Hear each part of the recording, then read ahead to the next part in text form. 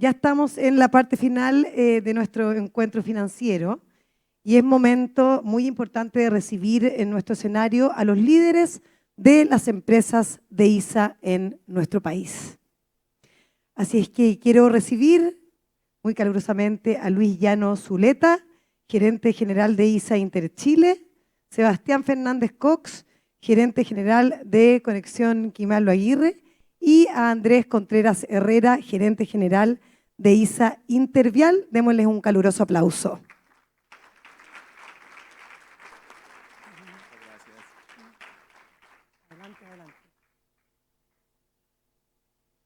Bueno, y los máximos líderes de ISA en Chile nos van a hablar de sus proyectos actuales, cómo enfrentan la estrategia de ISA al 2030, tan estratégico, ¿no? Y cuáles son sus retos en el contexto bien complejo del cambio climático. Cada uno va a tener 10 minutos para poder hacer su presentación. Podemos partir contigo, Sebastián.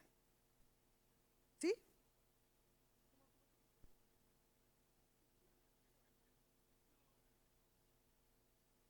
Hola, hola, buenas tardes.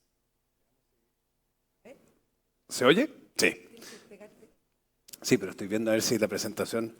¿Vamos a tener presentación o la hacemos a capela?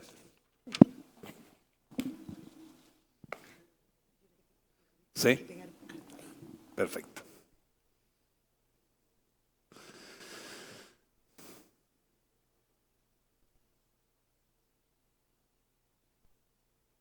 Ahora sí. Bueno, muchas gracias por la invitación y tener la oportunidad de conversar respecto de este tema que la verdad es que es muy apasionante. Yo creo que uno de los grandes retos que nos está tocando a nosotros como generación ha sido el desafío climático y es un reto que es muy amplio y que nos aborda a todos, que aborda a todos los sectores, a los sectores industriales, a los sectores financieros, y de alguna forma hay que coordinar los esfuerzos para ser exitosos en estos desafíos. Supongo que esto funciona. Funciona. Mira. Bueno, primero explicarle un poco qué es Conexión. Conexión es un proyecto, es un proyecto que fue licitado por el Estado, que es un proyecto habilitante para el desarrollo de la energía renovable y de la descarbonización. Es un proyecto de una línea en corriente continua que viene desde Quimal, que está un poco más, está en la comuna de María Elena, hasta Lo Aguirre aquí en Santiago. Es de una tecnología a la vez también única en Chile, muy conocida en el mundo, pero única en Chile, que es la corriente continua. La corriente continua tiene muchas ventajas, entre las que está tener menos pérdidas de energía, usar una franja, ser un proyecto más optimizador respecto del uso del territorio, y por otra parte la calidad de la energía también tiene menos distorsiones que el sistema habitual, que es en corriente alterna, que son las características del sistema de transmisión. Ahora, tiene muchos desafíos también. Yo creo que los principales desafíos ya dejaron de ser exclusivamente técnicos. Tenemos desafíos que son del tipo comunitario, del tema ambiental, del aumento o la transición del sistema de evaluación de impacto ambiental, donde se han ido aumentando los estándares de cumplimiento y de exigencia. Y también tenemos que dar a conocer una tecnología, un proyecto que es único en Chile, que representa ciertos desafíos. Solamente para que ustedes se hagan una idea, las conversoras, que es de alguna forma el corazón de estos sistemas donde se convierte la energía en corriente alterna, en corriente continua, son grandes superficies del orden de 17, 18 hectáreas, y eso hace que tengamos desafíos adicionales muy importantes. Ahora, como ya es un poco sabido, el tiempo del desarrollo de los proyectos en Chile es bastante extenso, y este proyecto tampoco, la verdad es que es la excepción. Nosotros partimos trabajando ya hace varios años y con nuestro cronograma que tenemos hoy día previsto entramos en operación comercial en 2029. Pero ya hemos hecho mucho en todos los temas asociados a la estrategia de financiamiento. En esto quiero remarcar y reforzar que ya tenemos la categoría de Green Label en todo lo que es nuestro financiamiento de la primera fase del proyecto, que es del orden de 480 o 460 millones de dólares. Estamos inmersos en la mitad de la tramitación ambiental y luego va a tocar la segunda etapa, que es la etapa del Senior Financing, que es un financiamiento ya para todo el desarrollo del proyecto, que se iniciará ya el diseño de esa estrategia durante el año 2024. Como saben, la matriz y el sistema está enfrentando desafíos muy importantes. Ayer me comentaban de que, bueno, uno de los elementos críticos para el cumplimiento de la ley marco del cambio climático es justamente el desarrollo de la transmisión, que es el único que va a permitir el aprovechamiento en su total magnitud de las fuentes renovables, especialmente ubicadas en el norte. De hecho, ahí podemos ver algunos números, pero el vertimiento de energía ha ido aumentando sustancialmente desde el año 2022 hasta el año 2024. Y esa solución, la verdad, es que no se va a solucionar significativamente hasta que entre Kimal Aguirre. Cuando revisamos la estrategia de cambio climático de Chile, vemos que Kimal Aguirre tiene un papel muy importante y habilitante para esta estrategia. No sirve tener un compromiso de ser carbono neutrales de aquí al 2050 si no va acompañado de acciones concretas y la verdad es que las acciones concretas en la práctica quiere decir proyectos que permitan sustituir todas las fuentes fósiles. Y en eso hoy día Kimal Aguirre es una de las iniciativas más importantes que permite ir asumiendo con cierta racionalidad este compromiso de ser carbono neutrales de aquí al 2050. De hecho, en la práctica va a comportar o significar una reducción del orden de 11 millones de toneladas año. Y también reducir la intensidad de las emisiones de nuestro sistema en un 30%. O sea, por cada kilovatio hora que se use en el sistema va a tener una huella de carbono un 30% más bajo, producto de la entrada en operación de Kimal Aguirre. Como vimos en otros paneles, los desafíos son muy diversos. Y eso es una realidad que ha sido muy desafiante, muy dinámica y a una velocidad que a todos nos ha sorprendido. Primero, el CIA. El CIA lo que busca es evaluar adecuadamente los impactos de los proyectos, pero también ha ido elevando los estándares, cosa que es reconocido porque, oye, ya tenemos más información y en la práctica el cambio climático también ha acelerado justamente esa preocupación respecto de los impactos que puedan generar el proyecto. Recién nos comentó Cristian Salas respecto de cómo el Centro de Cambio de la Universidad Católica se está haciendo cargo justamente de evaluar estos impactos y nosotros en nuestro estudio de impacto ambiental justamente con el Instituto de Cambio Climático de la Universidad Católica estamos incorporando dentro de nuestra evaluación ambiental un capítulo respecto del cambio climático. Cambio climático que se manifiesta de muchas formas. Se manifiesta con aumento de las temperaturas, con aumento de los riesgos, producto de inundaciones que se pueden generar, de remoción en masa que se pueden ir generando. Cada vez los eventos climáticos extremos asociados a grandes nevazones que se pueden generar o grandes vientos como los que hemos experimentado últimamente, tienen un patrón de ocurrencia distinto del que habíamos tenido en el pasado y eso es un desafío para el desarrollo de todas nuestras infraestructuras. Y en esto quiero también reforzar que gran parte de nuestros esfuerzos asociados a las mitigaciones de nuestro proyecto y gran parte de nuestro presupuesto de mitigación está asociado a cuidar y proteger la biodiversidad.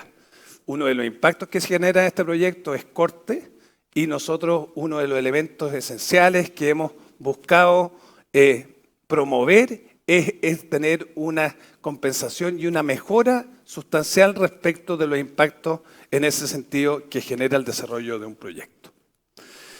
En cuanto a los riesgos y la materialidad de los riesgos climáticos, ya está más o menos dicha.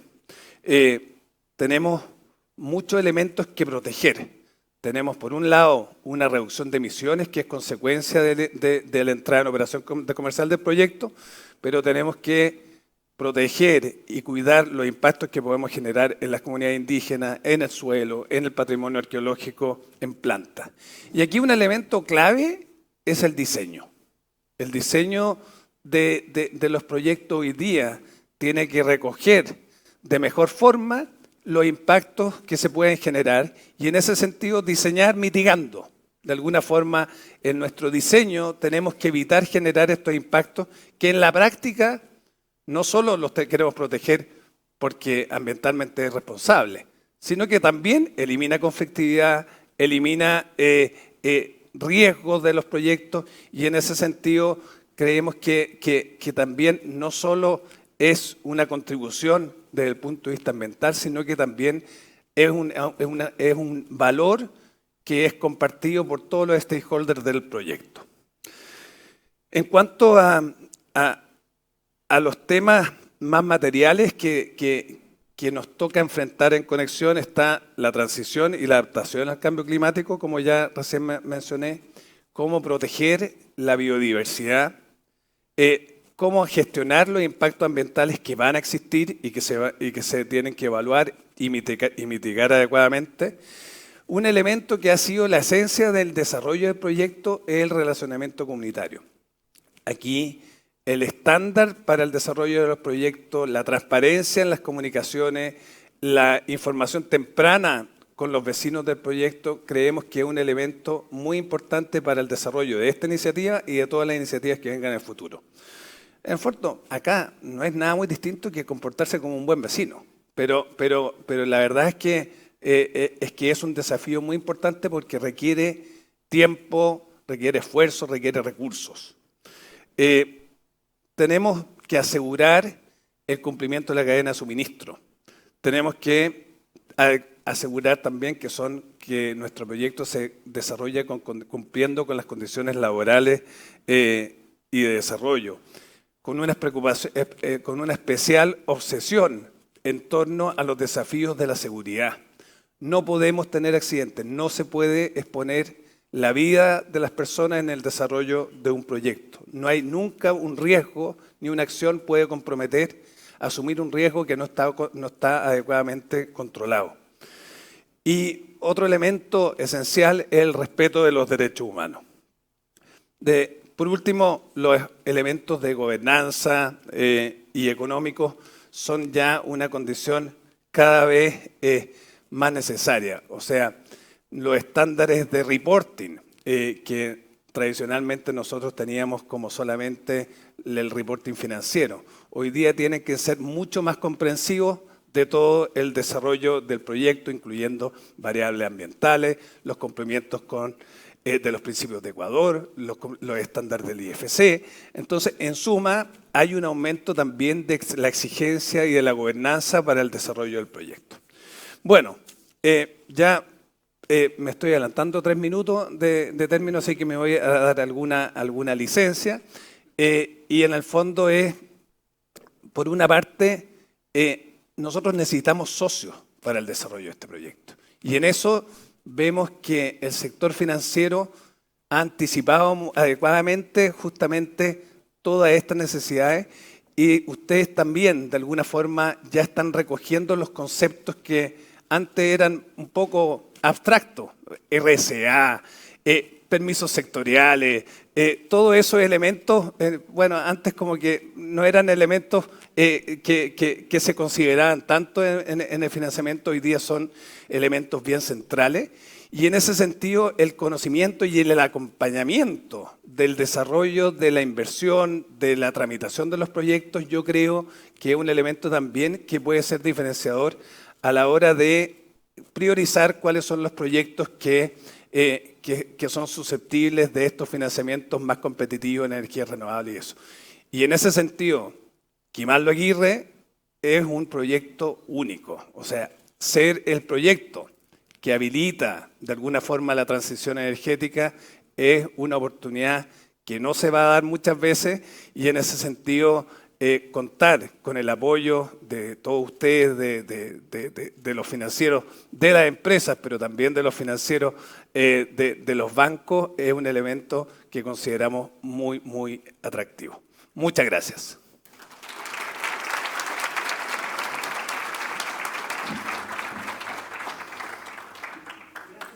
Y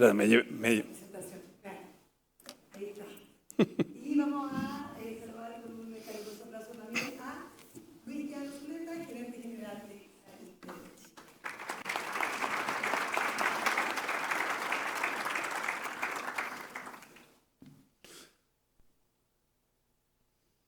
Quedó muy alto el micrófono, ¿cierto? Me toca bajarlo ahí. Me toca bajar aquí, André. Bueno, muy complacido de estar en este encuentro, de poder intercambiar opiniones, visiones, de cómo podemos no solamente habilitar las capacidades financieras y capacidades de talento que necesitamos para enfrentar los desafíos del cambio climático, sino también para avanzar en la infraestructura habilitante para muchos de nuestros aspectos. Permítanme, paso acá. Esta lámina es probable que muchos la conozcan, es del World Economic Forum. No necesito que lean la letra chiquita porque ni siquiera en el computador se lee, sino que nos focalicemos en los colores de los círculos. Esos colores de los círculos tienen que ver con los riesgos globales que actualmente más preocupan a las sociedades, a los inversionistas, a las empresas. Y si ustedes pueden ver ahí, resaltan algunos colores en los temas sociales, por ejemplo, en los temas económicos. Y van mostrando las relaciones que tienen otros. Las bolas un poco más pequeñas tienen que ver con algunos asuntos del clima. Y la tabla de la derecha, cuando se habla de los 10 principales riesgos, muestra un panorama a 2 años y el más a la derecha a 10 años. Y lo que vemos es el cambio de color tan dramático. Y este reporte finalmente nos deja un mensaje. De aquí a 10 años, el 70% de los riesgos globales va a estar asociado con temas climáticos, principalmente, también algunos sociales. ¿Y por qué quiero sentar ese horizonte de 10 años? Porque hay veces en la toma de decisiones y cuando estamos en infraestructura, llamada a generar un valor muy importante en los horizontes de 40, 60 años y en algunos casos 100, ¿sí o no? Nosotros conocemos líneas de transmisión y equipos que todavía funcionan después de 100 años y muy bien, prestando un excelente valor. Nosotros tenemos que hacernos cargo del desafío actual, pero también de ese desafío en esas décadas y en esos horizontes, para que se pueda recuperar el valor completamente de esa infraestructura, pero para que ella pueda dar el valor que la sociedad espera de esta infraestructura. Entonces, este es el mensaje principal acá. Un ojo aquí y un ojo en 10 años como mínimo para tener en cuenta los riesgos en nuestra toma de decisiones. Esta es una gráfica muy interesante, yo creo que a Trinidad le va a gustar bastante, es del Consejo Mundial de Energía. El Consejo Mundial de Energía desde hace unos 15 años viene entregándonos a toda la sociedad, recordemos que son más de 100 países los que forman parte del Consejo Mundial de Energía, el índice del trilema. El trilema energético básicamente evalúa el desempeño de los sistemas energéticos, no solo eléctricos, sino energéticos completamente, oil and gas, eléctrico, todo. Digamos que en 3 componentes principales: la sostenibilidad de esos sistemas energéticos, qué tan amigables son con el medio ambiente; la equidad, qué tan asequible es, somos capaces de pagar o no por la energía que necesitamos; y la seguridad. La energía va a estar disponible ahora y lo va a estar en el futuro va a ser capaz de responder a los desafíos del crecimiento de la demanda y evalúa un poco eso. Entonces, un buen desempeño en el trilema básicamente refleja lo que es políticas públicas bien implementadas y también sistemas energéticos diversificados y descarbonizados. Esta gráfica quería mostrarla es para decir que en Latinoamérica, Chile viene siendo clasificado como el segundo país con mejor desempeño en el trilema, después de Uruguay. Para que nos hagamos una idea, a nivel global, el que mejor ranking tiene en el trilema del WEC son Suecia y Dinamarca. Ese ranking le da más o menos 84 puntos, un poco más. Uruguay está en 76 y Chile está en 70. Parecen números cercanos, pero la verdad es que las diferencias son importantes. De todas maneras, Chile ha avanzado muchísimo desde la política pública del 2016 que intensificó fuertemente las energías renovables. En el trilema es bien importante considerar que para esta versión del año 2024 también fueron incluidos los minerales críticos para la transición energética como parte de la evaluación. Pero también en el concepto de seguridad fue incorporado el tema de resiliencia de la infraestructura. Entonces, el trilema a partir del 2024 también está evaluando esas componentes, que son bastante sustanciales. Nosotros yo llegué acá a Chile hace 1 año y medio y ya estaba bastante posicionado un concepto que a nosotros nos parece fundamental. Sin transmisión no hay transición. Sebastián nos acaba de dar un ejemplo perfecto de ello. Dice, estamos esperando en Chile que esta línea llegue en el 2029, la línea Quimallo-Aguirre, para que haga una habilitación de esa transferencia de energías renovables no convencionales desde el norte del país hacia el interior. De la misma manera que la línea Cardones-Polpaico, que es la que ISA opera y mantiene actualmente, logró unir los dos sistemas aislados en Chile en su momento en el año 2019. Nosotros hemos hecho un poco de ejercicio de todas las oportunidades que hay, cuáles son un poco aquellas que más nos interesan y nos hemos encontrado con estas cifras. Estas no son las del mercado completo, sino aquellas que nosotros hemos visto como más interesantes dentro de lo que es nuestra estrategia del 2030.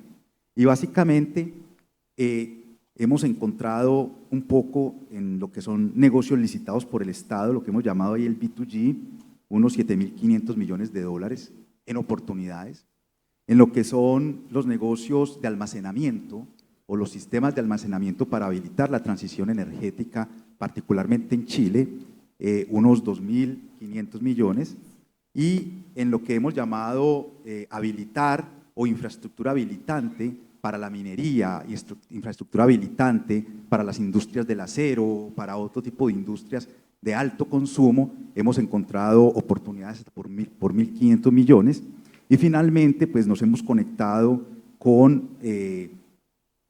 iniciativas de política pública, como es desarrollar los territorios y los polos energéticos. Como lo decía ahorita el ministro Marcel, un poco asociado al amoníaco verde, al hidrógeno verde y todos estos polos, hay un poco la incertidumbre es un poco más grande, ¿cierto? Más difícil de uno saber cómo concretar toma de decisiones allí. Sin embargo, hemos querido mapearlo y hemos participado activamente en los comentarios de la hoja de ruta y hemos visto allí en este horizonte de tiempo más o menos oportunidades por 2.500 millones también. Finalmente, y además, no solo porque está en la vocación de ISA desarrollar interconexiones internacionales y unir a todo Latinoamérica alrededor de los intercambios de electricidad, sino también porque ahora con la transición energética se vuelve todavía mucho más relevante poder contar con el intercambio entre países, pues hemos monitoreado desde Chile oportunidades también hasta por 500 millones de dólares en inversiones o nuevas inversiones asociado con esto en este horizonte de tiempo. En total, entonces, nosotros estamos mirando acá en el tema de energía solamente con la infraestructura o el tipo de infraestructura que tenemos hoy mapeada en nuestra estrategia 2030, este tipo de dimensiones de inversión, 14.500 millones. Ahora, es una cantidad de inversión relevante, por supuesto, de la que nosotros estamos esperando solamente capturar una porción, porque aquí también hay muy buenos jugadores en este sector y que también seguramente van a entregar ofertas muy buenas y con ellos vamos a competir. Queríamos traer esta diapositiva de las interconexiones internacionales como para dar dos mensajes importantes. La primera es, cuando uno habla, ustedes saben que no estamos en la primera transición energética. La primera fue en 1850 con el carbón, rápidamente en 1900 fue la del petróleo, empezó a desarrollarse el gas, pero casi que en 1950 fue que el gas empezó a tomar mucha fuerza y ya en el año 2000 empezó la eólica y después empezó a cambiar un poco el mundo de cada 10 años. Yo me lo aprendí más o menos así. Antes era cada 50 años una transición y por eso era que hubo, no se daba cuenta de la transición. Pero desde el año 2000 para acá las transiciones están ocurriendo cada 10 años. Hoy lo que estamos viendo del sistema energético va a ser muy distinto a lo que vamos a ver dentro de 10 años. Entonces eso nos cerró un poco la ventana y nos da la oportunidad como seres humanos de entender mucho mejor esas realidades cómo se van dando. Entonces resulta que en el marco de la transición energética todavía se vuelven más relevantes las interconexiones y sobre todo para Chile. Porque Chile es un país que no tiene tantas centrales hidroeléctricas grandes, tenía muchas a carbón, que eran las que le daban la estabilidad al sistema eléctrico, y en el momento que empecemos a quitar estas centrales de carbón y perdamos esas grandes centrales que le dan la estabilidad al sector eléctrico, pues lo vamos a lograr con nueva tecnología, con pensadores síncronos, almacenamiento, pero otra fuente grande para lograr darle estabilidad son las interconexiones internacionales. Pero además, recordemos que en Latinoamérica y el Caribe, de acuerdo a los estudios del Banco Interamericano de Desarrollo, el potencial de energías renovables es 22 veces la demanda que se espera en la región al 2050.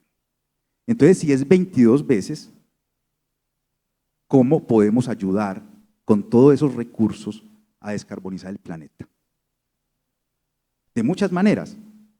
Ahorita el ministro Marcel hablaba, bueno, de pronto con el hidrógeno verde es una forma a más largo plazo, pero también con las interconexiones internacionales, porque podemos hacer corredores alrededor de la complementariedad que tenemos de los recursos en Latinoamérica. Estos son los distintos proyectos, a la derecha el CIEPAC, el CINEA, Arconorte, CIOSUR, que se han estado estudiando en la región. ISA particularmente tiene presencia en CIEPAC y tiene fuerte presencia en el CINEA, y al igual que otras empresas, por supuesto, que están también un poco con esta convicción. Ya hemos hablado mucho hoy en los paneles que hemos tenido y en las presentaciones que nos han dado algunas cifras del sector eléctrico chileno. Aquí quiero repasar simplemente algunas que me interesan para un mensaje en la siguiente lámina, y es en el sector eléctrico chileno tenemos una gran cantidad de infraestructura eléctrica, de redes de transmisión, casi 40.000 kilómetros de redes de transmisión son las que soportan el sistema eléctrico chileno. Pero adicionalmente, si ustedes ven esa gráfica de la derecha que es del Coordinador Eléctrico Nacional y muestra un poco lo que pasó en el mes de junio, pues tenemos cada vez más una matriz de fuentes de energía eléctrica más diversificada, como lo veíamos ahorita en la presentación, con un gran incremento, un gran aporte muy importante, digamos, de las fuentes renovables no convencionales. Y además, acá en Chile tenemos una política pública que busca que las plantas de carbón se vayan saliendo un poco del sistema y entonces tenemos que adaptar el sistema. ¿Por qué traigo estas cifras? Porque no solamente está el desafío de construir esos un poco más de 14.000 millones de dólares, por ejemplo, en infraestructura clave de transmisión, sino que es que también necesitamos adaptar la infraestructura que hoy existe. Y son muchas las redes que tenemos que adaptar. Y además tenemos que descarbonizar la matriz. Y eso es un poco trabajar sobre el sistema actual. Y cuando nosotros nos enfrentamos a esa necesidad, les quiero mencionar aquí algunos ejemplos de casos reales que NISA y las empresas hemos tenido de adaptación. En el caso de Colombia, por ejemplo, algunas de las líneas de transmisión fueron diseñadas con unos vientos 100 kilómetros por hora. No había estado en la mente de ningún ingeniero que se fuera a superar esas magnitudes, esas velocidades. Pues se nos dieron esas velocidades y algunas torres se nos cayeron simplemente porque se superó la capacidad. Y tuvimos que hacer un plan de adaptación en esas torres donde veíamos que era posible. En el caso de Brasil, también hemos tenido un desafío muy grande por los vientos en algunas zonas. Por ejemplo, un día te levantas y tienes 18 torres en el suelo, porque pasó un huracán. Y no lo habíamos tenido antes. Entonces tenemos que ver cómo adaptamos eso. Ahí hicimos un plan con el Estado y pudimos hacer un ejercicio de ir reforzando las torres, pero aumentando la resiliencia con otras líneas de transmisión en el sector. También un caso interesante de Brasil que nos ocurrió en el año 2020 es que hubo una ola de calor así en todo el litoral. Con esa ola de calor que duró más o menos una semana, 15 equipos, no eran equipos muy costosos, pero 15 equipos se dañaron. Equipos eléctricos de 220.000, 500.000 voltios. Se dañaron. Y eran de 3 empresas. Afortunadamente, digo, para nosotros en CETEPI, solamente se dañaron 2. Pero los otros 3 equipos fueron de otras 2 empresas. ¿Por qué? Por la ola de calor. 37.5 grados, se rompieron los récords de temperatura en esa zona y tuvimos esa situación. Y este es un ejemplo, yo por aquí veo a Sonia. Sonia le tocó, la gerente de ISA Bolivia, le tocó administrar este riesgo. Este es el río Gemba, ese río empezó a cambiar su cauce y teníamos una torre cercana, entonces los ingenieros habían anticipado las crecientes, habían anticipado el cambio de ruta y presentaron al directorio un plan a 7 años de reforzamiento de esa y otras torres, un plan por una cantidad importante.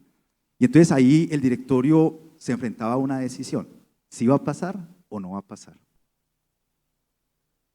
¿De dónde saca los datos? ¿Cuál es el centro global de cambio climático como la Universidad Pontificia que tenemos en Bolivia y cómo sabemos el tema? La decisión no fue nada fácil. Sin embargo, el plan estaba bien sustentado, el directorio lo aprobó, lo autorizó, se hicieron los refuerzos y a los 5 años el río se desvió. Ahora, ese es el ejemplo bueno, se desvió y la torre no se cayó. Pero pueden haber otros casos donde hemos reforzado y no ha pasado todavía el evento. La pregunta es, ¿va a pasar? ¿En qué magnitud? Y como este hay muchos más. Hay muchos más. Como estamos en un panel de financieros, a ellos no les gusta que hablemos de eso. No, de verdad, porque uno se sienta con Jaime por allá y con Paula Marín que no sé dónde está y tenemos el plan financiero hasta el 2060 y no sé qué. Y entonces uno llega y le dice, venga, pero hay una incertidumbre, hay un riesgo y vamos a necesitar esta plata. Entonces empiezan a mirar sus objetivos. Pero recordemos que uno de los panelistas nos decía, oiga, no miremos algunas de estas acciones como un costo. Imposible para los financieros, ¿sí o no?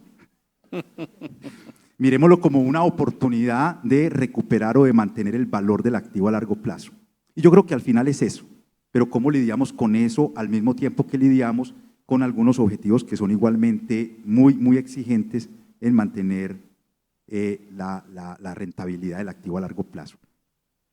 De todo esto y mucho más, y además el resultado que ahora Cristian nos mencionaba, vamos a hablar en la 7ª semana del clima, por aquí veo a Pablo, uno de nuestros organizadores estrella de este evento, así que están muchos cordialmente invitados. Yo no sé si es por invitación, ¿no? Pero si alguien quiere ir, por favor, por acá con los organizadores. Vamos a estar durante esta semana que aparece allí hablando de este tipo de eventos, de cómo los hemos afrontado, de qué ha estado pasando en otras latitudes, que va a ser pues muy interesante. Yo quiero cerrar esta intervención. Esta es una conferencia de inauguración de la Conferencia de las Partes de Naciones Unidas en el 2021. Me pareció muy interesante. Recordemos que para esa fecha ocurrieron unas inundaciones tremendas en Europa, nunca antes vistas, en Alemania, en Bélgica, en todos estos países completamente paralizados. Y en ese mismo contexto, el príncipe Carlos hizo la inauguración en Reino Unido de esto y mencionó esas frases que quise colocar en este pequeño collage, porque al final él dice, mire, hay cosas que son tan tremendas en la vida que no hacer nada no es opción. Pero que además nosotros tenemos que reconocernos como actores fundamentales de la toma de decisiones que estamos tomando en esta década para lo que va a ser las decisiones que van a tener que enfrentar nuestras generaciones en las décadas siguientes. Y eso es un poco el resumen que él plantea allí. Lo decía este emprendedor y hombre de negocios de Estados Unidos, también del mundo de las .com, que el costo de equivocarse es menor que el costo de no hacer nada. ¿Y por qué lo menciono? Porque en estos estudios de cambio climático para adaptabilidad, equivocarse es fácil. Como lo decía ahorita Cristian, las incertidumbres son muy grandes. El Pacto Intergubernamental de Cambio Climático está liberando escenarios constantemente. Entonces nosotros hemos querido mantener sistemáticamente estos análisis para buscar forma de darle consistencia a esa medida del riesgo.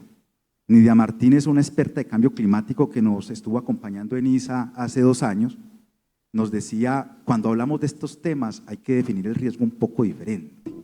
Hay que definir el riesgo como peligro, por exposición y por vulnerabilidad. Entonces, ¿cómo vamos a entender el peligro? ¿Cómo vamos a calcular los niveles de exposición? ¿Cómo sabemos si por acá la temperatura sí va a pasar los 37 grados o no? Y si la infraestructura que está por ahí o las comunidades, que en el caso del estudio nuestro también involucra a las comunidades, está por ahí o no. Y eso es un poco la exposición. ¿Cómo reducimos certidumbre en incertidumbre en la exposición? Y finalmente la vulnerabilidad es que parece que este estudio con la universidad, nosotros hemos tenido que sentar a los ingenieros de diseño, a los ingenieros de operación y mantenimiento. Hemos tenido que sentar conjuntamente a los líderes sociales que entienden las comunidades y los territorios para poder entender los niveles de vulnerabilidad de la infraestructura y poder finalmente llevar casos de negocio evaluados por factores económicos, no solamente factores financieros, que finalmente nos puedan ayudar a estas acciones tan importantes. Este es un poco los mensajes. Muchas gracias.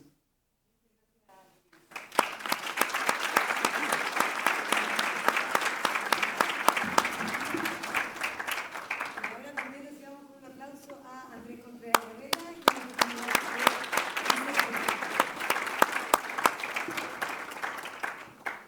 Buenas tardes a todos y todas. Qué alegría poder estar acá. Sé que ya ha sido una mañana larga.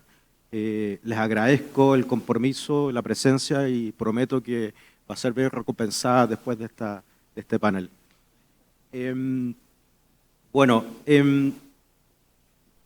No puedo partir también sin agradecer a los organizadores porque la verdad que ha sido todo espectacular y también poder estar aquí compartiendo con Sebastián, Luis y los panelistas anteriores y también la presencia del Estado a través del Ministro de Hacienda, sin duda que nos da un compromiso, demuestra el compromiso que existe en Chile con la alianza público-privada, que es a lo que nos dedicamos nosotros en ISA Intervial. Para ir partiendo,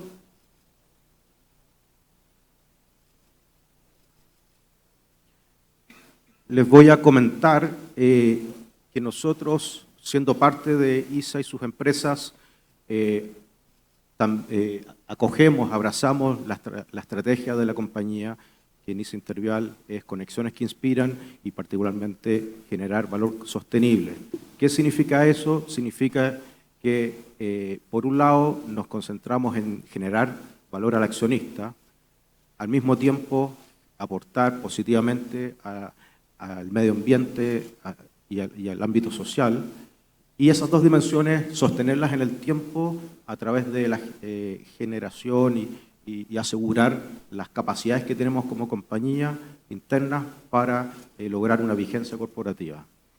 En ese orden de ideas y tratando de centrarlos en lo que estamos aquí, primero voy a tratar de alguna manera transmitirles si el negocio de concesiones viales de vía es un real aporte de la transición energética o no, y cuál podría ser ese aporte. Entonces, en primer lugar, desde la mirada del accionista, evidentemente hay un portafolio de oportunidades que, siendo selectivo en la región, en los países que tenemos presencia en el negocio de vías, que son Chile, Colombia y Panamá, estamos viendo oportunidades por sobre 15.000 millones de dólares, más de 2.500 kilómetros. Sin embargo, por otro lado, no podemos obviar que nuestro rol va más allá que eso, ya aquí se ha expuesto los desafíos del cambio climático, la mirada de la habilitación que se requiere del entorno para poder desarrollar grandes proyectos de infraestructura, y es así como por el lado del impacto social, ambiental positivo, hemos estado desarrollando junto con ISA y también con Interchile algunos programas como pueden ser, están mostrados ahí, Conexión Puma, que básicamente se concentra es una forma de materializar un aporte en el entorno de ese animal, de tal forma que todo el ecosistema funcione en la medida que le está bien. Pero eso es como una puerta de entrada, es mucho más profundo que eso. Eso nos visibiliza, nos permite ir más allá y concentrarnos en que, si bien nosotros, por ejemplo, al día de hoy ya estamos en el 4º año de ser carbono neutral, no nos puede bastar solo mitigar, sino que tenemos que avanzar, y ese es el desafío que se está imponiendo en el mundo, tenemos que avanzar en adaptarnos y en reducir. Y en ese orden de ideas, para reducir, ya estamos trabajando en nuestra ruta Net Zero, para lo cual estamos en conjunto con una consultora muy prestigiosa en este ámbito, que es WSP, que es la misma que asesoró al Reino Unido para poder desarrollar su roadmap o su plan maestro de carreteras de bajas emisiones, lo cual se puede pensar, ok, operación de concesiones o de carreteras. No, eso es mucho más profundo que eso, es en todo el ciclo del negocio, desde la construcción hasta la operación. Eso ya está en proceso en el mundo y nosotros no podemos estar por fuera de eso. Y es por eso que en INSA Intervial nosotros ya estamos trabajando en aquello para no solo compensar, sino que reducir. Ahora, esto no se puede hacer también sin entender el entorno, el territorio. Y es ahí donde tenemos otros programas como son Conexión Desarrollo, que lo que busca es entender con quién convivimos alrededor de nuestra infraestructura. Un ejemplo palpable, que es el primer proyecto que hicimos, fue en la ciudad de Pietrufken, en donde lo que hemos hecho es identificar esas necesidades de esa ciudad, generando un polo en donde articulamos la búsqueda de cuál es el siguiente paso para el desarrollo de esa ciudad. No somos los únicos, somos varios actores, y eso ha permitido identificar algunas necesidades que son propias para que ese territorio esté mejor, pero también genera algunas oportunidades en infraestructura o nos permite visibilizar y darnos cuenta dónde quizás no lo estamos haciendo bien y tenemos que mejorar. Entonces, proyectos como ese, que ahora lo vamos a replicar en San Fernando y eventualmente en Freire, son relevantes para entender cómo la infraestructura está afectando y qué tenemos que hacer en los proyectos nuevos y en los existentes también, para empatizar mejor. Y ahí me conecto con la dimensión de la vigencia corporativa, en donde tenemos que tener las capacidades internas para poder sacar estos desafíos adelante. Si bien nosotros llevamos ya más de 25 años en el negocio de concesiones viales en Chile, desarrollando infraestructura, en esos 25 años también tenemos mucho aprendizaje, mucho relacionamiento con nuestro entorno. Más o menos más del 95% de las comunidades en las cuales nuestra infraestructura se relaciona, tenemos actividad, presencia. Y eso nos ha permitido desarrollar unas capacidades que estamos seguros hemos sido capaces de demostrar que funcionan, como por ejemplo Ruta del Loa. Ruta del Loa es una concesión que acabamos de iniciar operación el 31 de julio. La ministra la fue a inaugurar a mediados de julio. Y en una zona que nos decían, no, si construyen el desierto es súper fácil, no hay nada. Pues la verdad que no fue nada de fácil.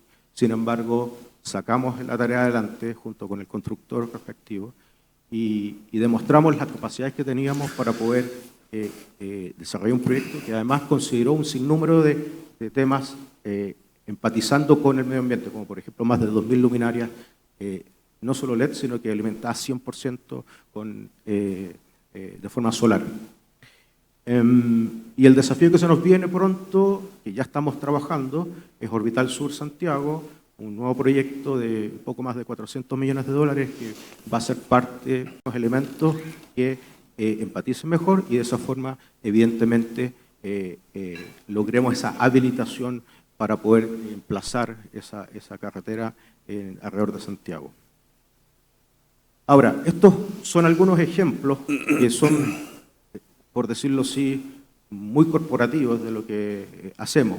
Pero a continuación, en un video, quiero mostrarles en 2 minutos otros ejemplos que son quizás más del día a día, en donde estamos trabajando y que demuestra cómo el negocio de concesiones viales también sigue aportando en la transición.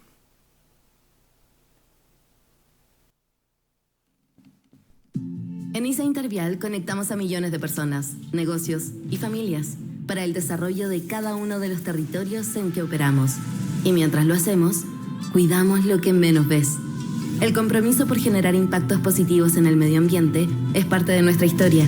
Y es así como en el año 2015 renovamos la totalidad de nuestra iluminación en ruta a tecnología LED e implementamos el sistema de flujo libre en el peaje Nueva Angostura, de Ruta del Maipo, aportando una menor emisión de 0,4 kilogramos de CO2 equivalente por cada uno de los más de 60.000 vehículos que circulan diariamente por ese punto. Hoy en día, en el marco de los desafíos de nuestra estrategia y redoblando el compromiso que lleva casi 10 años, seguimos implementando iniciativas con foco en el aporte del negocio de vías a la transición energética en el país. En materia de energía, Ruta del Loa, que inicia su operación en 2024, considera más de 2.000 luminarias LED que se alimentan de paneles solares de alta tecnología. Ruta del Maipo abastece 1/3 de su consumo total desde energías limpias. Y Ruta de la Araucanía recupera cada año 18 toneladas de material orgánico de la limpieza de la ruta para que nuestros aliados generen energía. En cuanto al cuidado del agua, tomamos el desafío de hacer un piloto de paisajismo que combate la escasez hídrica del país con especies nativas que reducen el consumo de agua entre un 65% y un 90%.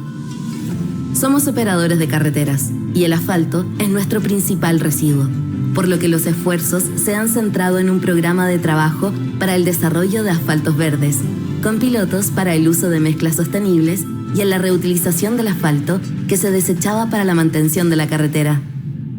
A la fecha se han revalorizado más de 90.000 toneladas de asfalto en el bacheo de la carretera y en la mejora de caminos rurales, con impacto directo en la calidad de vida de las comunidades con las que nos relacionamos día a día. En ISA Intervial, cuidamos lo que menos ves. Si reconocemos que nuestro planeta es frágil y hay que cuidarlo, hay conexión. ISA Intervial. Conexiones que inspiran. Bueno, dicen que... Gracias por ese aplauso espontáneo. Dicen que una imagen dice mucho más que 1000 palabras. Bueno, un video exponencial. Estos son solo algunos ejemplos de actividades que estamos desarrollando, entre otras. Y la verdad que suponer que el desarrollo de infraestructura no se hace cargo de elementos como estos es ser miope. ¿Y con qué sustento eso? Con la última lámina, les prometo, y es que ¿en qué contexto estamos?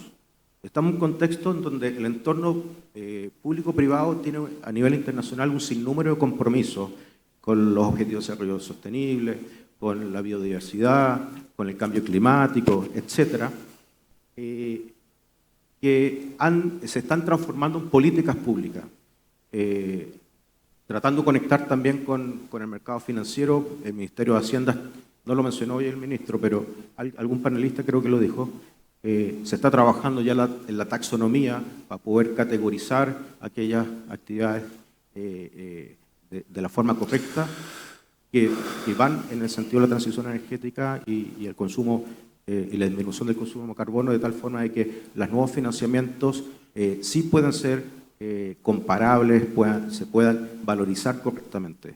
Todo va hacia allá. Eso es un ejemplo más de los muchos desafíos. Si le agregamos, por ejemplo, que de aquí al 2035 está el compromiso de que el 100% de los vehículos en Chile solo se pueden vender eléctricos y que el 100% de los vehículos de transporte público tienen que ser eléctricos también o de cero emisión,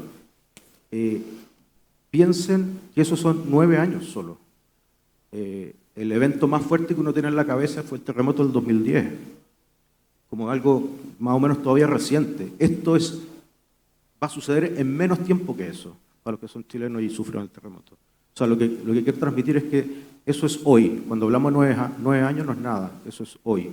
Por lo tanto, la infraestructura se tiene que adaptar y es por eso que nosotros estamos promoviendo en distintas mesas con las instituciones públicas, con el Ministerio de Obras Públicas, y ellos también lo están haciendo por su parte, en que los nuevos proyectos no solo van, sino que deben considerar otros elementos como no solo medir la huella, sino que disminuirla de carbono, incorporar, por ejemplo, otros elementos como pueden ser electrolineras, que hoy en día no es una obligación, maquinarias de cero emisiones, transporte cero emisiones, incentivar el uso de materiales reciclados, que es lo que nosotros les mostramos, uno de los ejemplos del video, asegurar que hayan corredores silvestres o pasos de fauna, etcétera. Eso no podemos ser miope, eso sí va a ser necesario y el mercado financiero, entendemos nosotros, a través de los inversionistas, son aquellos proyectos que se van a seleccionar porque esos son los que van a viabilizar la infraestructura. Los proyectos que no se hacen cargo de eso no se van a poder habilitar. Y ese es el llamado en esta sala, miro más bien para allá que veo muchos financieros de la banca local e internacional. Que seamos socios porque el futuro va a depender de aquellas compañías financistas e inversionistas que sean conscientes de que vamos a tener que dejar un mejor futuro para nuestros hijos. Muchas gracias.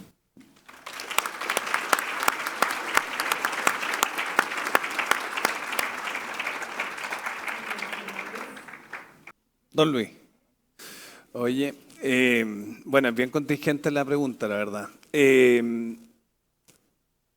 La resiliencia es un concepto que está desde el día cero en el diseño y en la planificación del sector de transmisión. Por lo tanto, no es una novedad la palabra que estáis mencionando.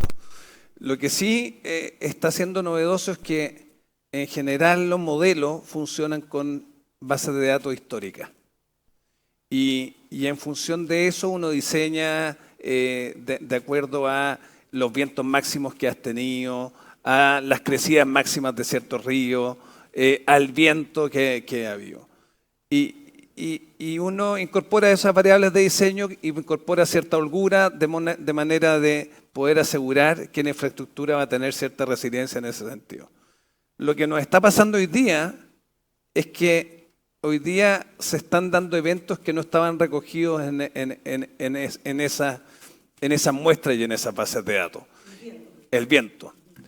Muchas veces la nieve es un elemento. Y eso es un desafío que de alguna forma nos obliga a, de alguna forma, a proyectar, a anticipar estos eventos para no enfrentar eventos como los que se están dando un poco más habitualmente. Hoy día pasó por este viento del que no teníamos registro hace muchos años, pero también hace poco también tuvimos un fenómeno de nevada muy similar. Y en transmisión pasa lo mismo. De hecho, hoy día dentro del estudio de impacto ambiental se recoge este concepto. Oye, hay un capítulo específico dentro del estudio de impacto ambiental que es el cambio climático y cómo el cambio climático es recogido en el proyecto. Y eso comporta elementos y trabajo en el diseño, en la ruta, se requiere hacer estudios adicionales de crecidas de ciertos ríos. Antes tú tenías la idea de ubicar una torre en cierto punto. Hoy día, si la quieres ubicar, tiene que ir mucho más reforzada para poder cumplir con los criterios que establece la autoridad. Entonces, en suma, yo creo que los grandes elementos están siendo recogidos para el desarrollo de nuevos proyectos. El desafío, yo te diría que es un poco más para la infraestructura existente, que esa fue infraestructura que se diseñó en ciertas condiciones y que hoy día se están dando eventos que no fueron capturados en su momento en el diseño.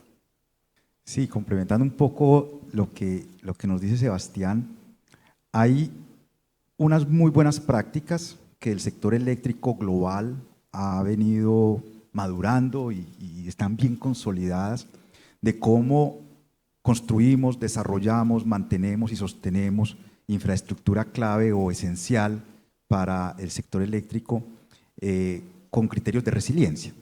Por ejemplo, la estrategia de repuestos, la estrategia de planes de contingencia, de planes de continuidad de negocio, nuestra estrategia de ciberseguridad. Todas esas hacen parte de los componentes de la resiliencia dentro de lo que nosotros hemos llamado el giro ordinario o natural de nuestros negocios. En ese orden de ideas, nuestros negocios actualmente y los que incluso ofertamos o estamos construyendo tienen unas bandas que podríamos llamar riesgos naturales del negocio que están perfectamente contenidas dentro de todas esas buenas prácticas y dentro de todas esas definiciones. Sin embargo, hay otro tipo de situaciones que no necesariamente y que adicionalmente no sabemos cuáles son o no sabemos cuáles van a ser.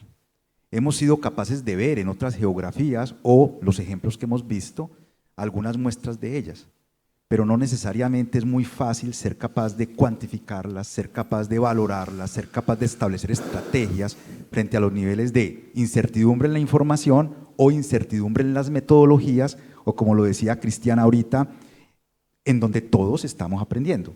Y cuando digo todos, es todos estamos aprendiendo. Nidia Martínez nos decía que anteriormente se consideraba para todos estos efectos un evento extremo cada 100 años. Hoy en día, y eso nos da una probabilidad del 1%, hoy en día se está considerando que la probabilidad de ese tipo de eventos ha cambiado al 10%. Entonces, para que nos hagamos una idea de la magnitud que eso tiene. Así entonces que una parte de la resiliencia ya está en el riesgo natural del negocio, sin embargo, hay otra parte en la que nos tenemos que juntar, y eso es un poco parte de nuestra idea con este encuentro, es que unamos visiones, unamos criterios, hagamos alianzas, seamos capaces de juntar las informaciones que tenemos, informaciones de las experiencias del mundo financiero que son muy ricas, del mundo de los seguros que son muy valoradas, y también de las distintas empresas que tenemos distinta infraestructura y particularmente la nuestra en transmisión, para que juntos con la academia, con la ciencia, nos podamos acercar cada vez más a aumentar la certidumbre para esa toma de decisiones, que además va a estar muy lejos de una certidumbre que nos deje tranquilos, pero aquí el tema no es estar tranquilos, sino ser responsables para esas décadas que vienen en las resiliencias de esos fenómenos o ante esos fenómenos cada vez más complejos de la variabilidad climática. Interconexiones que dan importancia, ¿no? Esto de poder conversar y también llegar a ciertos acuerdos, a ciertos entendimientos. Y quería cruzarme hacia la otra compañía, hacia las autopistas, y preguntarte, Andrés, por los grandes desafíos o por los desafíos que tienen ahora a corto plazo, pensando en este concepto de corredores sostenibles. Yo no sé si todas las empresas, todas las industrias, no solamente en Chile, sino que en el mundo, están pensando esa idea tan clara. Creo que es un reto interesante porque también genera proyectos que uno tiene que pelear con otros que no incorporan todos estos elementos verdes. Cómo también salir a vender, ¿verdad?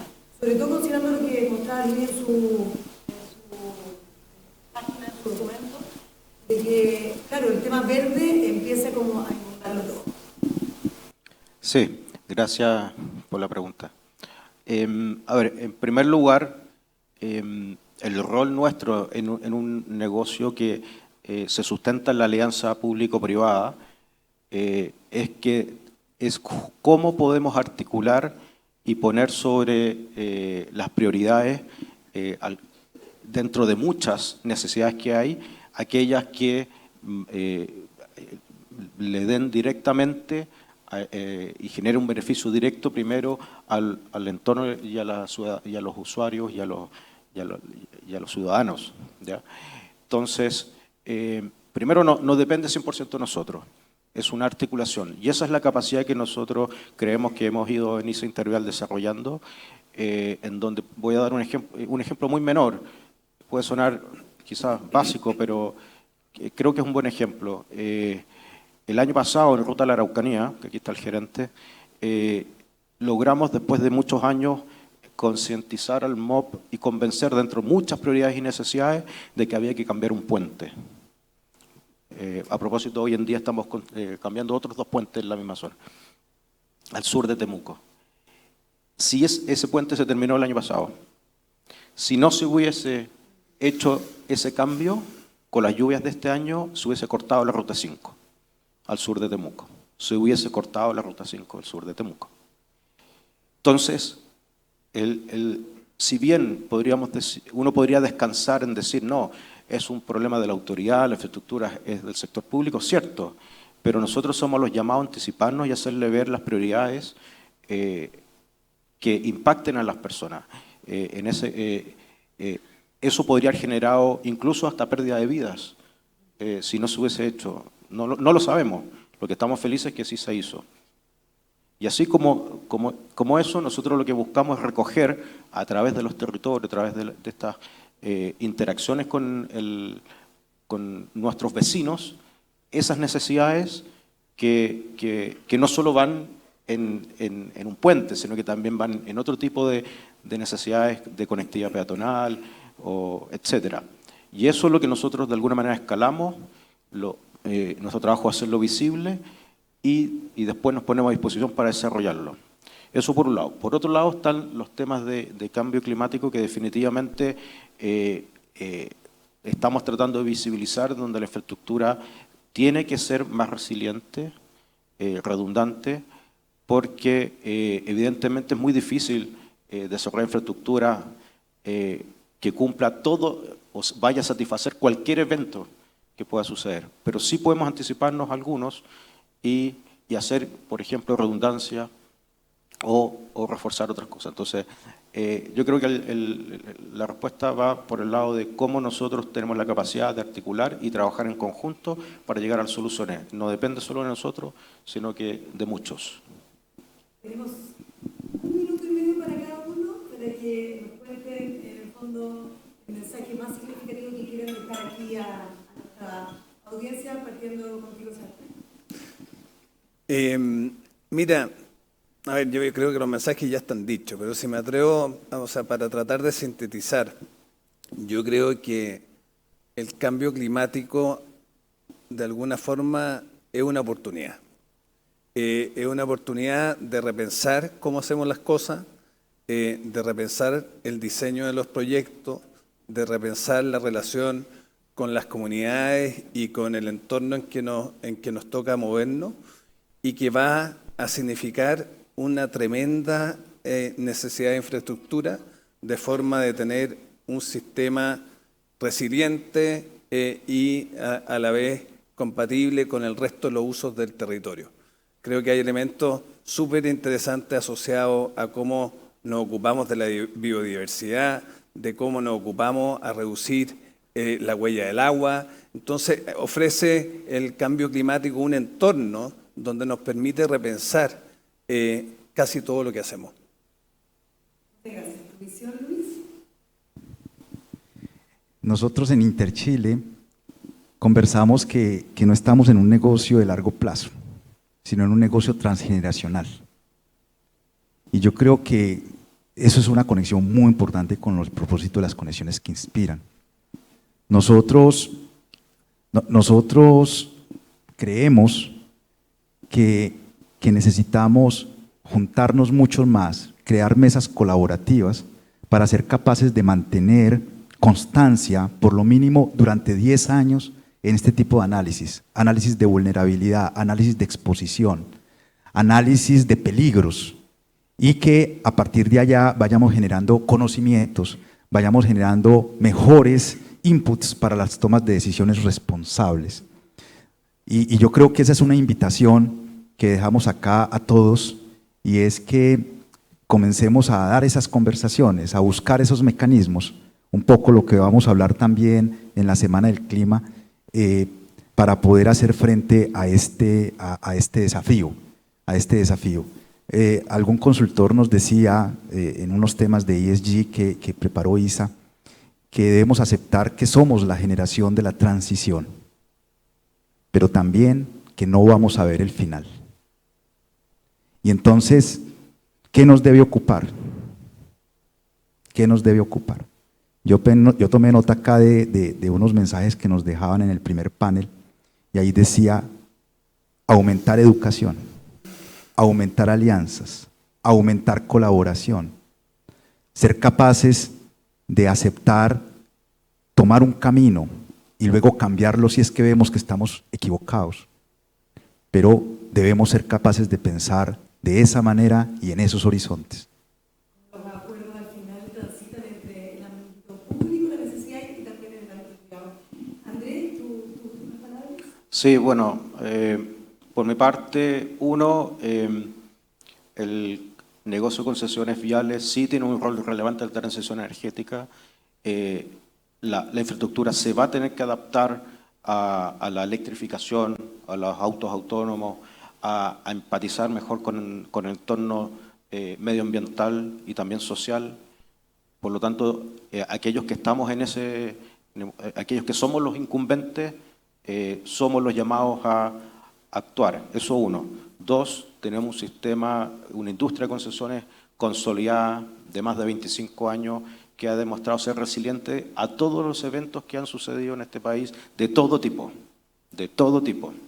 Por lo tanto, no hay duda que es un sistema sólido. Ahora, si juntamos los dos elementos, el primero que acabo de decir, que la infraestructura va a ser clave en la transición, va a cumplir un rol importante en la transición energética, más que el sistema es robusto, lo único que queda de esa fórmula son tremendas oportunidades, como decía Sebastián, y esas oportunidades somos los que estamos en esta sala las que las podemos aprovechar. Así, muchas gracias.